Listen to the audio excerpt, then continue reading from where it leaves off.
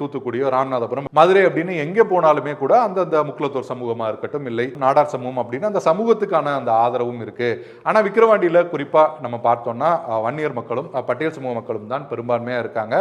அந்த அளவுக்கு இப்போ விஜய் போன்ற ஒரு நபர் நிற்கும்போது சமூகம் தாண்டியும் விஜய்க்கு வாக்களிக்கிறதுக்கு வாய்ப்பு இருக்கு. குறிப்பாக விஜய் தன்னோட கொள்கை தலைவர்களாக ஒரு புறம் அம்பேத்கரையும் சொல்லியிருக்காரு, மறுபுறம் பார்த்தோம்னா அஞ்சலி அம்மாளையும் முன்னிறுத்துறாரு. அந்த வகையில் வன்னியர் பட்டியல் சமூக மக்களிடையே விஜய்க்கு அந்த இளைஞர்களிடையே விஜய்க்கு குறிப்பிட்ட செல்வாக்கு அப்படிங்கிறது இருக்கு. ஒருவேளை அதிமுக பாமக கூட்டணி அமைந்தால் அதிமுக நின்றால் கூட பாமக ஆதரவு வாக்குகள் விஜய்க்கு வரலாம், இல்ல பாமக நின்றா அதிமுக ஆதரவு வாக்குகள் விஜய்க்கு வரலாம் அப்படின்னு பல்வேறு கணக்குகள் போடப்படுது.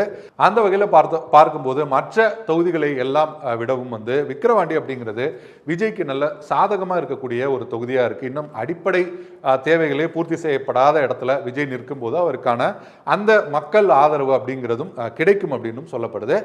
முந்திரி திராட்சை முழுசா இருக்கு. ஆச்சி பாயாசம் மிக்ஸ், ஒன்று வாங்கினால் ஒன்று இலவசம்.